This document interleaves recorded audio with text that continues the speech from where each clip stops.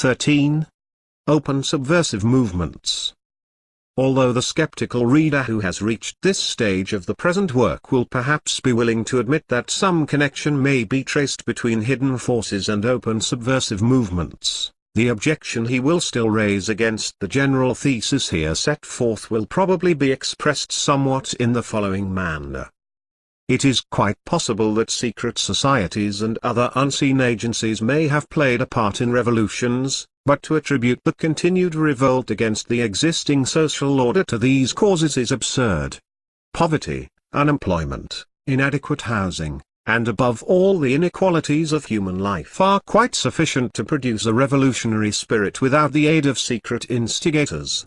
Social revolution is simply a rising of the have-nots against the haves, and requires no further cause to explain it. Let it be at once admitted that the injustices here enumerated are real. The working classes throughout the 19th century had very genuine reasons for complaints. Wages were far too low, the rich sometimes showed themselves indifferent to the sufferings of the poor, employers of labor often made profits out of all proportion to the remuneration paid to the workers. Nor, in spite of the immense reforms introduced during the last 100 years, have all these grievances been redressed. The slums of our great cities still constitute a blot upon our civilization. Profiteering since the beginning of the war has been more flagrant than ever. Rings and combines provide fabulous wealth for individuals or groups at the expense of vast numbers of consumers. And in all classes of the community, just as before the French Revolution, people feast and dance whilst others live on the borderline of starvation. But let us see how far the socialist movement can be regarded as the spontaneous revolt of the people against this condition of things. Dividing the people after the manner of Marx into the non-revolutionary and the revolutionary proletariat, we shall find that the former category, by far the larger, combines with a strong respect for tradition a perfectly reasonable desire for social reform.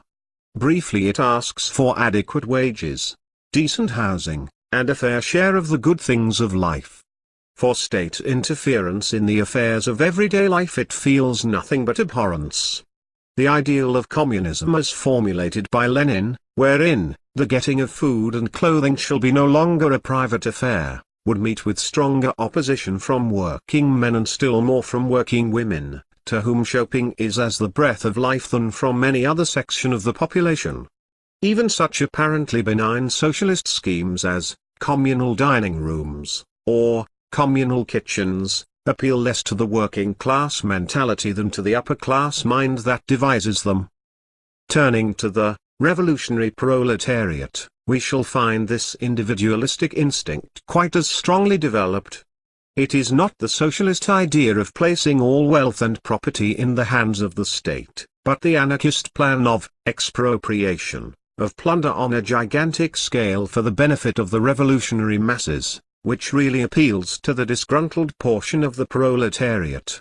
The socialist intellectual may write of the beauties of nationalization, of the joy of working for the common good without hope of personal gain. The revolutionary working man sees nothing to attract him in all this.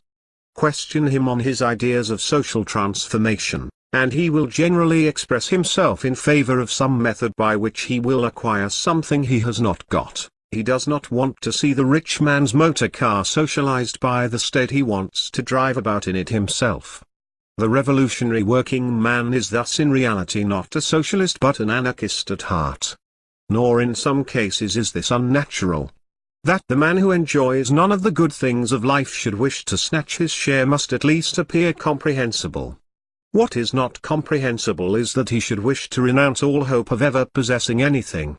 Modern socialist propagandists are very well aware of this attitude of the working classes towards their schemes, and therefore that as long as they explain the real program they mean to put into operation, which is nothing but the workhouse system on a gigantic scale, they can meet with no success.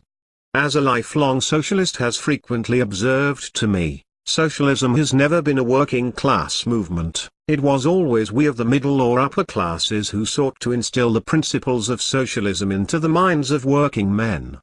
Mr. Hindman's candid confessions of the failures to enlist the sympathies even of slum dwellers in his schemes of social regeneration bear out this testimony. Less honest socialist orators as the result of long experience have therefore adopted the more effectual policy of appealing to the predatory instincts of the crowd. From Babeuf onwards, socialism has only been able to make headway by borrowing the language of anarchy in order to blast its way to power. Socialism is thus essentially a system of deception devised by middle-class theorists and in no sense a popular creed.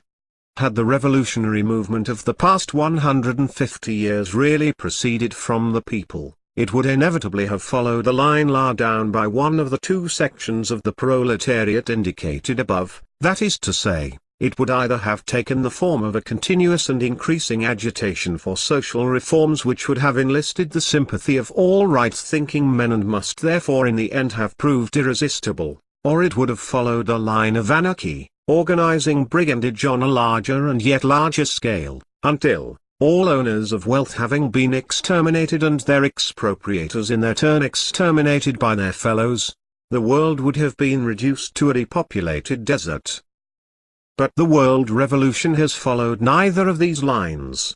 Always the opponent of sane social reforms which socialists deride as melioration or as futile attempts to shore up an obsolete system, it has consistently disassociated itself from such men as Lord Shaftesbury, who did more to better the conditions of the working classes than anyone who has ever lived.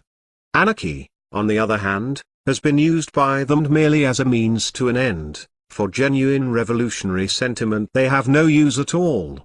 In Russia the anarchists became the first objects of Soviet vengeance. The cynical attitude of socialists towards the revolutionary proletariat was illustrated by Mr. Bernard Shaw, who in December 1919 openly boasted that he had helped to organize the railway strike, and 2 years later wrote about the miners' strike in the following terms. A socialist state would not tolerate such an attack on the community as a strike for a moment. If a trade union attempted such a thing, the old capitalist law against trade unions as conspiracies would be reenacted within 24 hours and put ruthlessly into execution. Such a monstrosity as the recent coal strike, during which the coal miners spent all their savings in damaging their neighbors and wrecking the national industries, would be impossible under socialism. It was miserably defeated, as it deserved to be. Now, if this had been written by the Duke of Northumberland in the National Review instead of by Mr. Bernard Shaw in the Labour Monthly, one can imagine the outcry there would have been in the socialist press. But the leaders of what is called democracy may always use what language they please in speaking of the people. Our peasants, Maxim Gorky openly declared, are brutal and debased, hardly human. I hate them. It will be noticed that in descriptions of the French Revolution references to the savageries of the people are never resented by the liberal or socialist press. The persons of the leaders alone are sacred. It is clearly not the cause of democracy but of demagogy that these champions of liberty are out to defend. The world revolution is therefore not a popular movement but a conspiracy to impose on the people a system directly opposed to their real demands and aspirations, a system which, moreover, has proved disastrous every time an attempt has been made to put it into practice. Russia has provided a further example of its futility. The fact that the more responsible leaders in this country do not advocate violence, does not affect the ultimate issue. Whilst Bolshevism sets out to destroy capitalism at a blow, socialism prefers a more gradual process. It is the difference between clubbing a man on the head and bleeding him to death that is all. The fact is that all socialism leads to communism in the long run and therefore to disaster.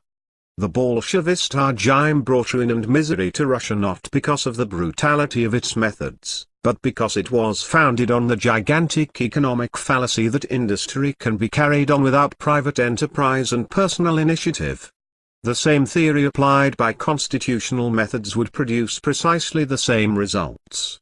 If the socialists are ever allowed to carry out their full program, England may be reduced to the state of Russia without the shedding of a drop of blood. But how are we to explain the fact that in spite of the failure of socialism in the past, in spite of the gigantic fiasco presented by Russia, in spite, moreover, of the declaration by the Bolsheviks themselves that communism had failed and must be replaced by a new economic policy, that is to say by a return to capitalism, there should still be a large and increasing body of people to proclaim the efficacy of socialism as the remedy for all social ills. In any other field of human experiment, in medicine or mechanical invention, failure spells oblivion. The prophylactic that does not cure, the machine that cannot be made to work, is speedily relegated to the scrap heap. What indeed should we say of the bacteriologist, who, after killing innumerable patients with a particular serum, were to advertise it as an unqualified success? Should we not brand such a man as an unscrupulous charlatan or at best as a dangerous visionary? If, moreover, we were to find that large bands of agents backed by unlimited funds, were engaged in pressing his remedy upon the public and carefully avoiding all reference to the fatalities it had caused, should we not further conclude that there was something behind all this, some powerful company running the concern with a view to advancing its own private interests? Why should not the same reasoning be applied to socialism? For not only has socialism never been known to succeed, but all its past failures are carefully kept dark by its exponents. Who, then, stands to gain by advocating it? And further, who provides the vast sums spent on propaganda? If in reality socialism is a rising of the have-nots against the haves, how is it that most of the money seems to be on the side of the have-nots? For whilst organizations working for law and order are hampered at every turn for funds, no financial considerations ever seem to interfere with the activities of the so-called labor movement. Socialism, in fact, appears to be a thoroughly paying concern, into which a young man enters as he might go into the city, with the reasonable expectation of doing well. It is only necessary to glance at the history of the past 100 years to realize that agitation has provided a pleasant and remunerative career for hundreds of middle-class authors, journalists, speakers, organizers, and dilettantes of all kinds who would otherwise have been condemned to pass their lives on office stools or at schoolmasters' desks. And when we read the accounts of the delightful treats provided for these devoted workers, in the cause of the proletariat as given in the records of the First International or the pages of Mrs. Snowdon, we begin to understand the attractions of socialism as a profession. But again I repeat, who provides the funds for this vast campaign? Do they come out of the pockets of the workers or from some other mysterious reservoir of wealth? We shall return to this point in a later chapter. How is it possible at any rate to believe in the sincerity of the exponents of equality who themselves adopt a style of living so different from that of the proletariat whose cause they profess to represent? If the doctrinaires of socialism formed a band of ascetics who had voluntarily renounced luxury and amusement in order to lead lives of poverty and self-sacrifice as countless really devoted men and women not calling themselves socialists have done, we should still doubt the soundness of their economic theories as applied to society in general, but we should respect their disinterestedness.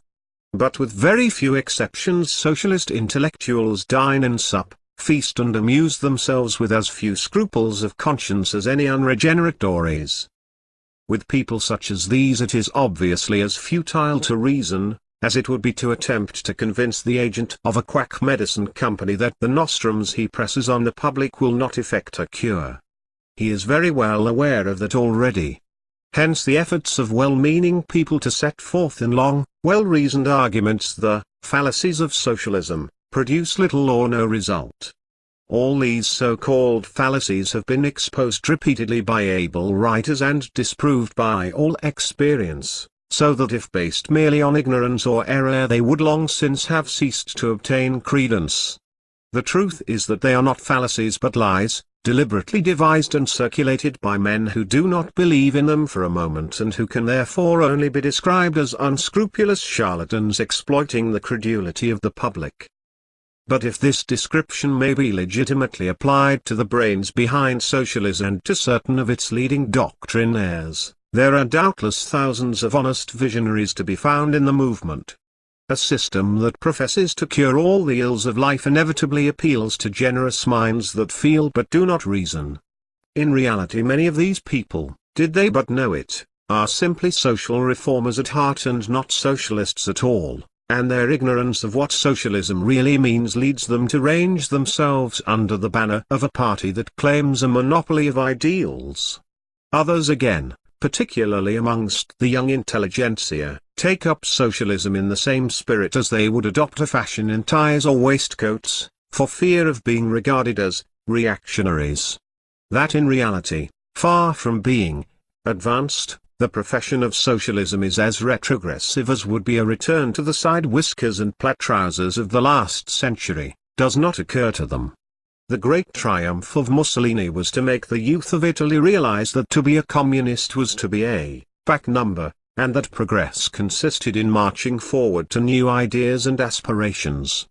The young men of Cabet's settlement discovered this 60 years ago when they formed themselves into a band of progressives in opposition to the old men who still clung to the obsolete doctrine of communism. Socialism at the present moment is in reality less a creed than a cult, founded not on practical experience but on unreal theory. It is here we find a connection with secret societies. M. Augustin Cochin in his brilliant essays on the French Revolution has described that world of the clouds, of which the Grand Orient was the capital, peopled by the precursors of the French Revolution, whilst in the real world the criterion of all thought lies in putting it to the test. That in the world of the clouds the criterion is opinion, they are there to talk, not to do. All this intellectual agitation, this immense traffic in speeches, writings, correspondence, leads not to the slightest beginning of work, of real effort. We should be wrong to judge them harshly. Their theories on the perfectibility of human nature, on the advantages of savagery, which appear to us dangerous chimeras, were never intended to apply to real life, only to the world of the clouds, where they present no danger but become, on the contrary, the most fecund truths. The revolutionary explosion might well have finally shattered these illusions but for the Grand Orient. We have already seen the identity of theory between French Masonry and French Socialism in the 19th century. It was thus that, although in France one experiment after another demonstrated the unreality of socialist utopias, the lodges were always there to reconstruct the mirage and lead humanity on again across the burning desert sands towards the same phantom palm trees and illusory pools of water. Whatever the manner in which these ideas penetrated to this country, whether through the radicals of the last century, adorers of the encyclopedist Masons of France, or through the British disciples of German Social Democrats from the time of the First Internationale onwards, it is impossible to ignore the resemblance between the theories not only of French but of modern British socialism and the doctrines of Illuminized Freemasonry. Thus the idea running through Freemasonry of a golden age before the fall, when man was free and happy, and which through the application of Masonic principles is to return once more, finds an exact counterpart in the socialist conception of a past halcyon era of liberty and equality, which is to return not merely in the form of a regenerated social order, but as a complete millennium from which all the ills of human life have been eliminated. This idea has always haunted the imagination of socialist writers from Rousseau to William Morris, and leads directly up to the further theory the necessity for destroying civilization. I cannot find in Mr. Lothrop Stoddart's conception of the revolutionary movement as the revolt of the underman against civilization, the origin of this campaign. In reality, the leaders of world revolution have not been undermen, victims of oppression or of adverse fate, nor could they be ranged in this category on account of physical or mental inferiority. It is true that most revolutionary agitators have been in some way abnormal and that the revolutionary army has largely been recruited from the unfit, but the real inspirers of the movement have frequently been men in prosperous circumstances and of brilliant intellect who might have distinguished themselves on other lines had they not chosen to devote their talents to subversion.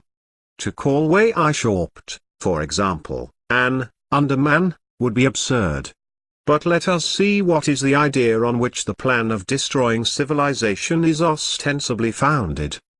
It will be remembered that Rousseau, like Weishaupt, held that the golden age of felicity did not end in the Garden of Eden, as is popularly supposed, but was prolonged into tribal and nomadic life. Up to this moment communism was the happy disposition under which the human race existed and which vanished with the introduction of civilization. Civilization is therefore the fons et erga mali and should be done away with. Let no one exclaim that this theory died out either with Rousseau or with Weishaupt. The idea that civilization is all wrong runs all through the writings and speeches of our intellectual socialists today. I have referred elsewhere to Mr. H.G. Wells's prediction that mankind will more and more revert to the nomadic life, and Mr. Snowden has recently referred in tones of evident nostalgia to that productive era when man lived under a system of tribal communism. The children who attend the socialist schools are also taught in their Red Catechism the advantages of savagery, thus. Question. Do savages starve in the midst of plenty? Answer. No, when there is plenty of food they all rejoice, feast, and make merry. That when there is not plenty of food they occasionally eat each other is not mentioned. Here, then, is the theory on which this yearning for a return to nature is based.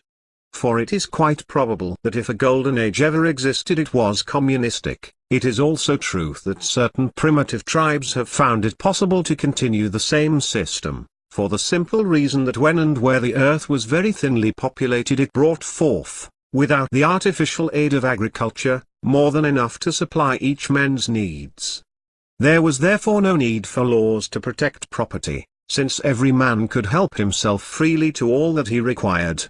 If at the present time a dozen people were shipwrecked on a fertile island some miles in area, the institution of property would be equally superfluous. If, however, several hundred were to share the same fate, it would at once become necessary to institute some system of cultivation which in its turn would necessitate either the institution of property, by which each man would depend on his own plot of land for his existence, or a communal system, by which all would be obliged to work for the common good and force applied to those who refused to do their allotted share. Peaceful communism is thus simply a matter of population. The conditions under which men can sit in the sun and enjoy the fruits of the earth with little effort must be transformed with the multiplication of the human species into a system which recognizes private property, or a communal state which enforces compulsory labor by means of overseers with whips. It was perhaps an appreciation of this truth that impelled the practical exponents of Rousseau's doctrines, the terrorists of 1793, to embark on their plan of depopulation, by way of establishing communism on a peaceful basis. But our intellectual socialists deny this necessity on the ground that under the benign regime of socialism all men would be good and happy and would work joyfully for the welfare of the community.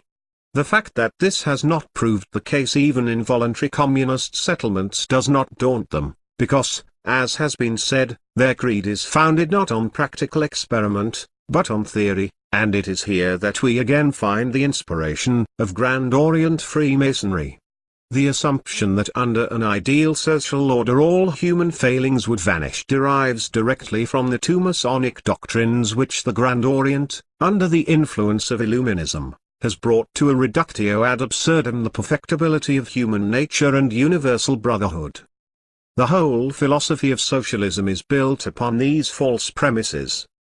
Indeed, the actual phraseology of Illuminized Freemasonry has now passed into the language of socialism. Thus the old formula of the United States of Europe and the Universal Republic have been adopted not only by Mrs. Besant and her followers as the last word in modern thought, but have also reappeared as a brilliant inspiration under the pen of Mr. H.G.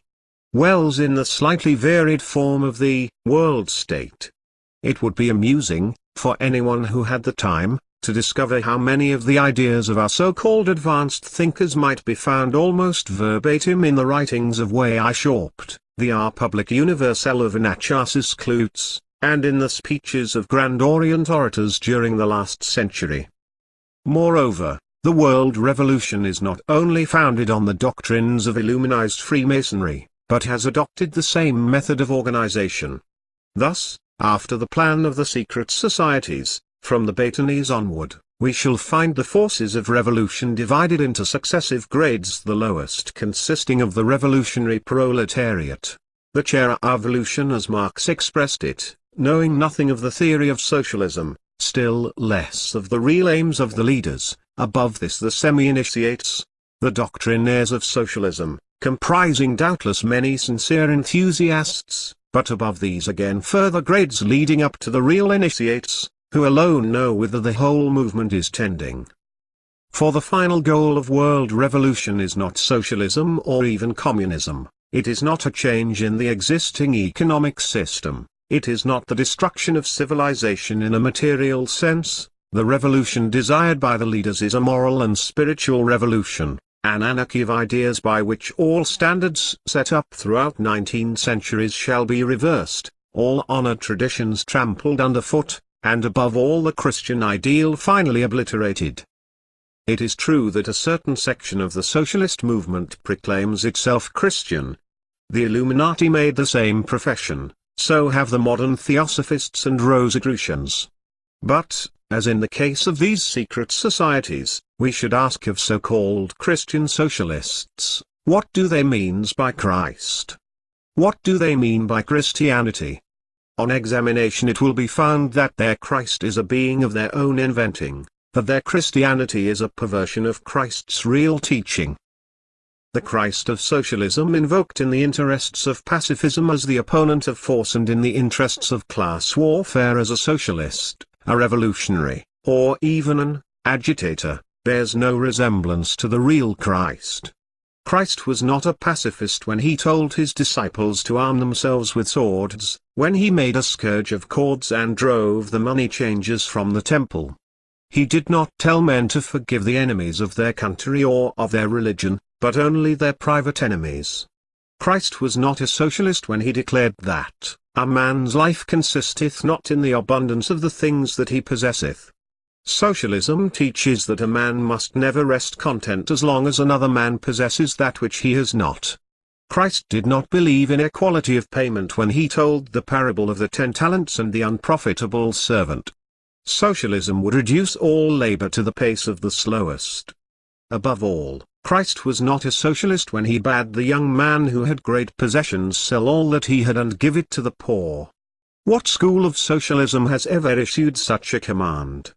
On the contrary, socialists are enjoined by their leaders not to give their money away in charity lest they should help by this means to prolong the existence of the present social system. The truth is that, as I showed in connection with the fallacy of representing Christ as an Essene, there is no evidence to show that he or his disciples practiced even the purest form of communism. Christ did not advocate any economic or political system. He preached a spirit which if applied to any system would lead to peace among men. It is true that he enjoined his disciples to despise riches and that he denounced many of the rich men with whom he came into contact, but it must not be forgotten that his immediate mission was to a race that had always glorified riches, that had worshipped the golden calf, and by which wealth was regarded as the natural reward of godliness. Christ came to teach men not to look for present reward in the form of increased material welfare, but to do good out of love to God and one's neighbor. I do not doubt that in the past such men as Kingsley and J.F.D. Morris sincerely imagined that they were following in the footsteps of the Master by describing themselves as Christian socialists, but that the present leaders of socialism in England are Christians at heart is impossible to believe in view of their attitude towards the campaign against Christianity in Russia. Never once have they or their allies, the Quakers, officially denounced the persecution not only of the priests but of all who profess the Christian faith in Russia. Listen to this voice from the abyss of Russia. We very much ask for prayer for the Church of Russia. It is passing through great tribulation and it is a question whether spiritual or earthly power will triumph. Many are being executed for not denying God. Those placed by God at the helm need all the prayer and help of Christians all over the earth, because their fate is partly theirs too, for it is a question of faith triumphing over atheism, and it is a tug-of-war between those two principles. And again, I look upon the persecution of the Russian Church as an effort to overthrow Christianity in general, for we are governed just now by the power of darkness, and all that we consider sinful seems to get the upper hand and to prosper. Yet it is for this power that the Socialist Party of Great Britain have for years been demanding recognition. Even the appeals for help from their fellow socialists in Russia have left them cold. We would suggest, ran one such appeal 1. That the British Labour Party issue an official protest against the Soviet government's inhuman treatment of its political opponents in general and the political prisoners in particular. 2. That meetings of protest should be organised in the industrial towns of Great Britain. 3. That the British Labour Party make an official representation to the Soviet government directly, urging the latter to put a stop to the persecutions of the socialists in Russia. And it was of this argument that Mr. Lansbury wrote, "Whatever their faults, the communist leaders of Russia have hitched their wagon to a star, the star of love, brotherhood, comradeship." The callous indifference displayed by British socialists, with the honourable exception of the Social Democratic Federation, towards the crimes of the Bolsheviks offers indeed a painful contrast to the attitude of the other socialists of Europe. At the conference of the Labour and Socialist International at Hamburg in May 1923, a resolution was passed condemning the persecution by the Soviet government. When the resolution was put to the Congress, 196 voted for, 2 against it, and 39, including the 30 British delegates, abstained. I ask, then, why should the Socialists of Great Britain be differentiated from the Bolsheviks of Russia? In every question of importance they have always lent them their support. In the Great War on Christianity they have acted as the advance guard by the institution of socialist Sunday schools, from which all religious teaching is excluded. Socialists are very anxious to disassociate these from the proletarian Sunday schools which teach atheism.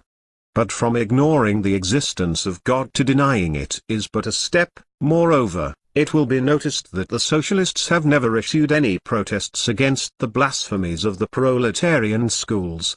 The real attitude of the Socialist Party towards religion may perhaps be gauged by the notice, reproduced on page 341, which once appeared in its official organ the Daily Herald, of which Mr. Lansbury, widely advertised as a fervent Christian, was once editor and is now managing director. It was to the party controlling this organ that 700 clergymen of the Church of England and the Episcopal Church of Scotland saw fit to offer their congratulations by means of a memorial presented to Mr. Ramsay MacDonald in March 1923.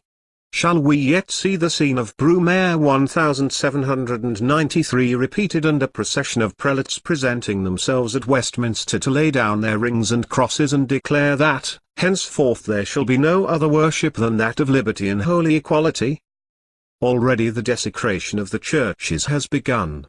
The red flag was recently carried into the city temple by a band of unemployed, although several of their number objected to its presence in the church.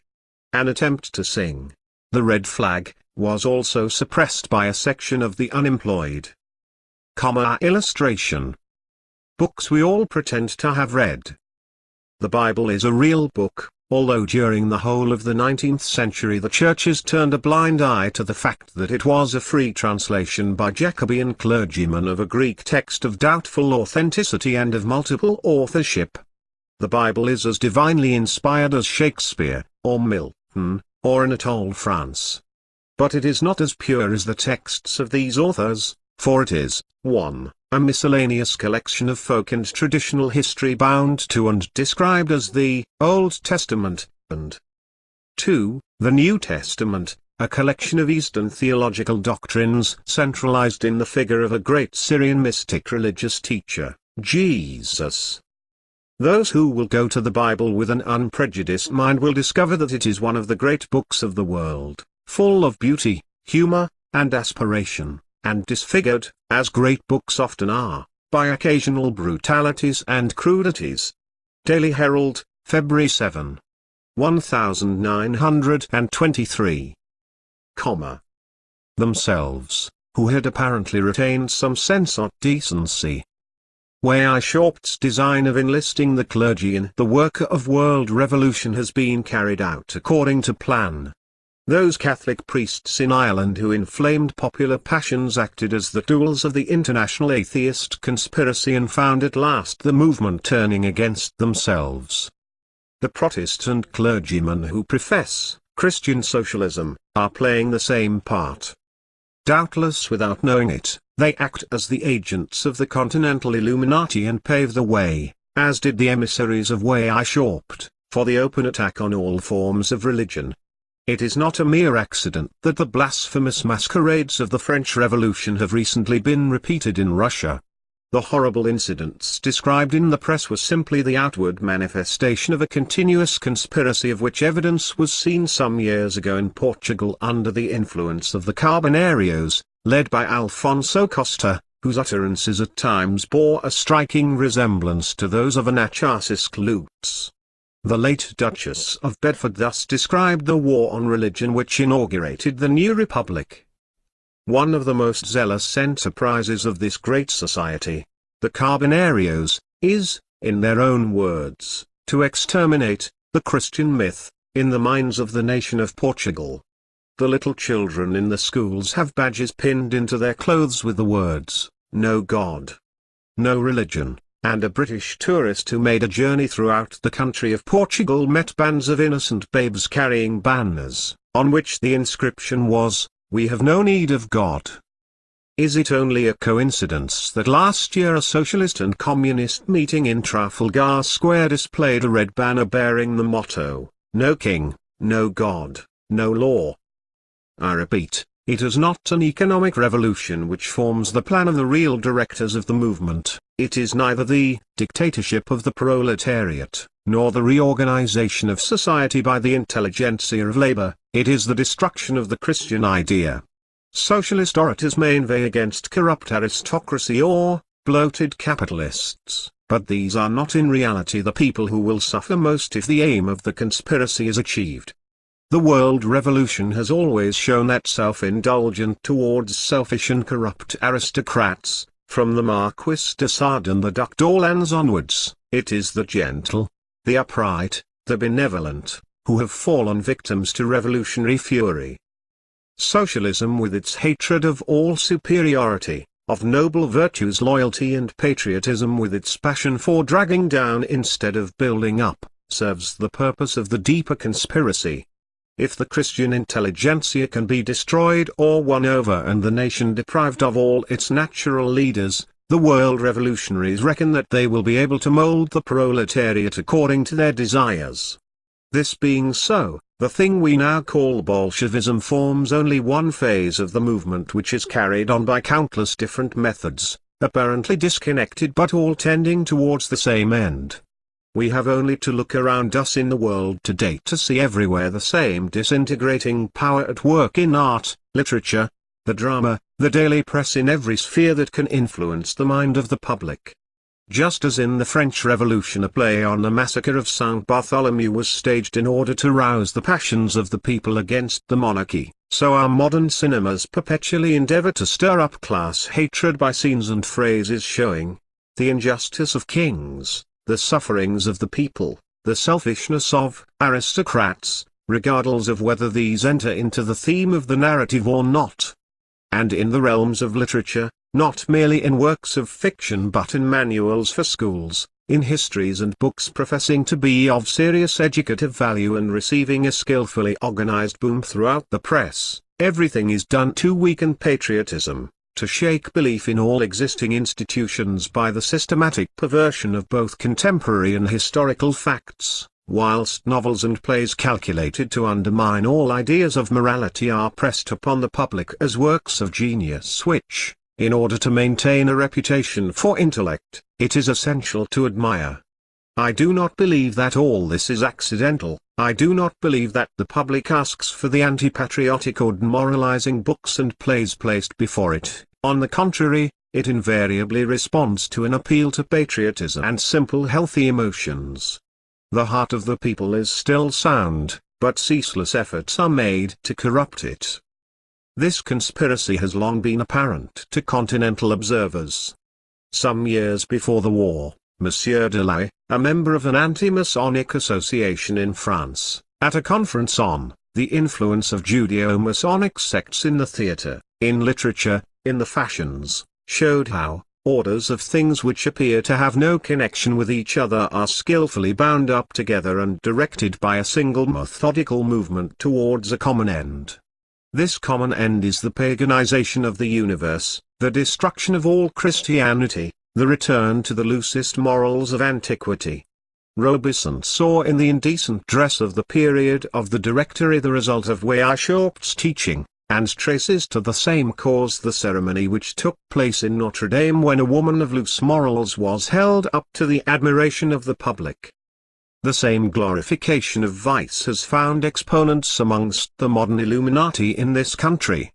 In the Equinox, the Journal of Scientific Illuminism, it is proposed that prostitutes should be placed on the same level as soldiers who have served their country and be honored and pensioned by the state. The community of women was not an idea that originated with the Russian Bolsheviks, but one that has run through all the revolutionary movements of the past. The attempt to pervert all conceptions of beauty in the sphere of art serves to pave the way for moral perversion. In the New York Herald 2 years ago there appeared a circular protesting against the so-called modernistic cult in art as worldwide Bolshevist propaganda. The circular went on to declare, "This aims to overthrow and destroy all existing social systems, including that of the arts. This modernistic degenerate cult is simply the Bolshevist philosophy applied in art. The triumph of Bolshevism therefore means the destruction of the present aesthetic system, the transportation of all aesthetic values, and the deification of ugliness." The whole propaganda of the movement was said to be organized by a coterie of European art dealers, elsewhere described as German, who had flooded the market with the works of artists who began as a small group of neurotic egomaniacs in Paris styling themselves worshippers of Satan, the god of ugliness. Some of these men were suffering from the visual derangement of the insane, whilst many of the pictures exhibited another form of mania. The system of this is an uncontrollable desire to mutilate the human body. Sadism, as we know, played a prominent part in both the French and Russian revolutions. The most important point in all this is not that degenerates should be found to perpetrate these abominations, but what the circular describes as the Machiavellian campaign organized for the unloading of these works. Editions deluxe were published and sold by the picture dealers. Every crafty device known to the picture trade was resorted to in order to discredit and destroy the heretofore universally accepted standards of aesthetics. This process of reversing all accepted standards may also be brought about by subtler methods. We have already seen that occult practices may lead to the obliteration of all sense of truth and of normal sexual instincts. Under the influence of so-called occult science, which is, in reality, simply powerful suggestion or self-hypnotism, all a man's natural impulses and inhibitive springs of action may be broken. He will no longer react to the conceptions of beauty or ugliness, or right or wrong, which, unknown to himself, formed the law of his being. Thus not only his conscious deeds but his subconscious mental processes may pass under the control of another, or become entirely deranged. Much the same consequences may result from the Freud system of psychoanalysis, which, particularly by its insistence on sex, tends to subordinate the will to impulses of a harmful kind.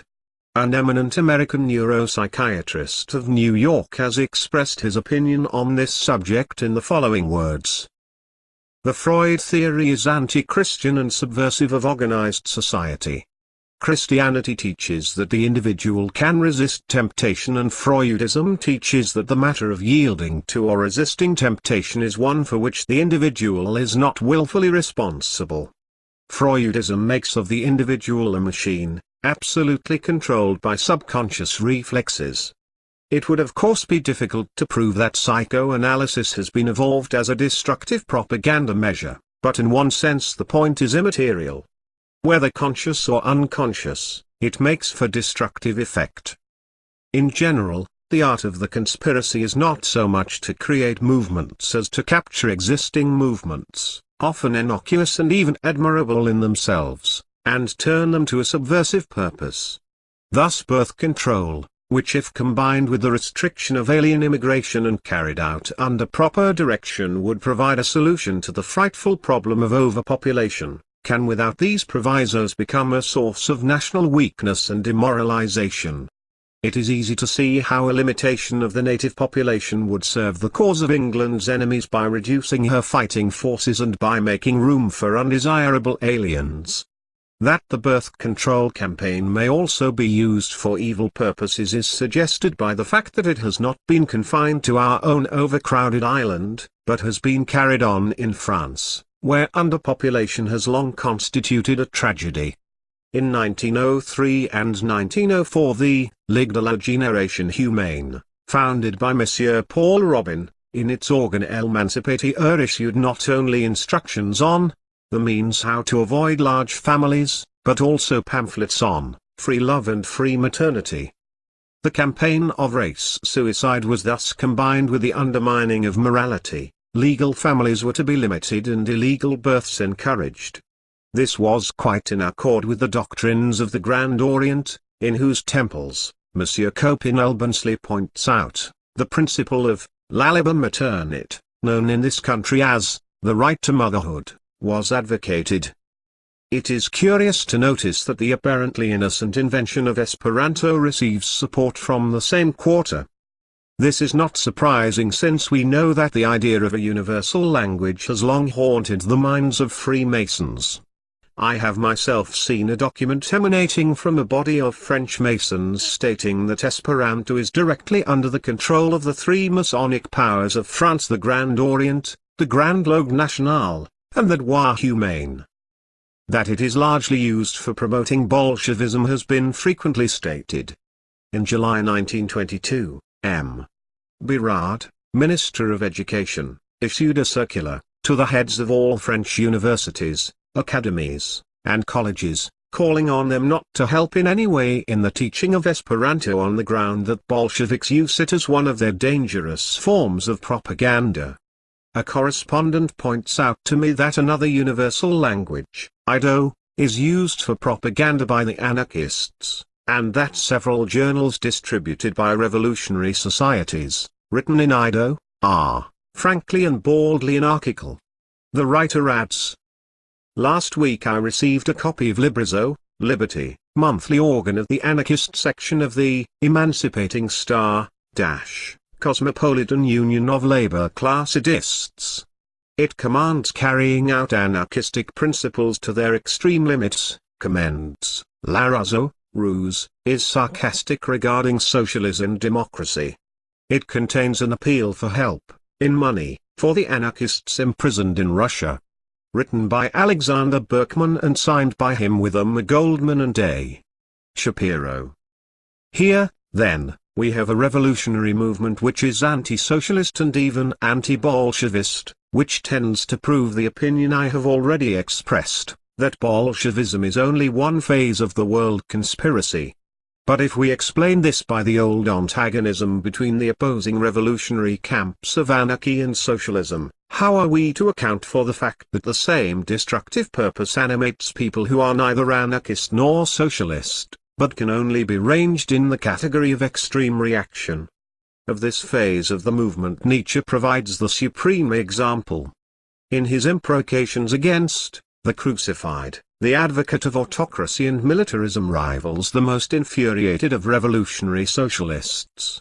The whole spirit of perversion is contained in the description of Nietzsche by his friend Georges Brandes. His thoughts stole inquisitively along forbidden paths. This thing passes for a value. Can we not turn it upside down? This is regarded as good. Is it not rather evil? Question: what is this but Satanism? The case of Nietzsche is not to be explained away by the fact that he died raving mad, since a number of apparently sane people still profess for him unbounded admiration, and whilst deriding socialism and even attacking Bolshevism join in the war against Christian civilization. The conspiracy therefore exists apart from so-called democratic circles. Not long ago I picked up an Italian novel by an anti-socialist containing precisely the same diatribes against Christian bourgeois society that are to be found in anarchist and Bolshevist literature. The family, says the author, is the kernel of contemporary society and its base. Whoever would really reform or subvert must begin by reforming and subverting the family. The family is the principal path of all unhappiness, of all vice, of all hypocrisy, of all moral ugliness. And he goes on to show that the two countries which have proved themselves the sanest and the strongest are Germany and America, because they have advanced by long strides towards free love. The writer of these words may be of no importance, but they should be noted because they are symptomatic and help us to locate certain centers of infection. It is impossible to observe all these miscellaneous movements going on all around us without being struck by the similarity of aim between them. Each seems to form part of a common plan, which, like the separate pieces of a jigsaw puzzle, convey no meaning, but when fitted together make up a perfectly clear design. That there is somewhere in the background a point of contact is suggested by the fact that we find members of the different groups playing a double and a treble Allah, the same name occurring in the list of patrons in a birth control paper and in a revolutionary secret society, amongst the exponents of psychoanalysis and the members of an Irish Republican committee. With the open as with the secret forces, the great method of warfare is the capture of public opinion. A hidden influence behind the press contributes powerfully to this end. Some of the subtlest disintegrating propaganda during the last 7 years has emanated from the so-called capitalist press.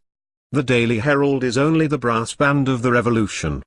It is to the journals inspired and patronized by the intelligentsia that we must turn to find the doctrines of Illuminism set forth with the most persuasive eloquence. More than 80 years ago a Frenchman endowed with extraordinary prophetic instinct foretold not only the danger that would one day come from Russia, but that the press would facilitate the destruction of civilization. When our cosmopolitan democracy, bearing its last fruits, shall have made of war a thing odious to whole populations, when the nations calling themselves the most civilized on earth shall have finished enervating themselves in their political debaucheries, the floodgates of the north will open on us once again. Then we shall undergo a last invasion not of ignorant barbarians but of cunning and enlightened masters, more enlightened than ourselves, for they will have learnt from our own excesses how we can and must be governed. It is not for nothing that Providence piles up so many inactive forces in the east of Europe. One day the sleeping giant will arise and force will put an end to the reign of words. In vain, then, distracted equality will call the old aristocracy to the help of liberty. The weapon grasped again too late and wielded by hands too long inactive will have become powerless.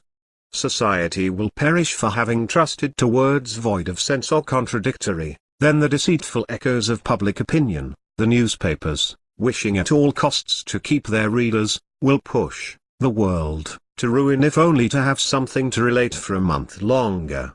They will kill society to live upon its corpse. Today the newspapers, no longer the echoes of public opinion but its supreme directors, throw open their columns to every form of disintegrating doctrine and close them to arguments that could effectually arrest the forces of destruction. What is the hidden influence behind the press, behind all the subversive movements going on around us? Are there several powers at work?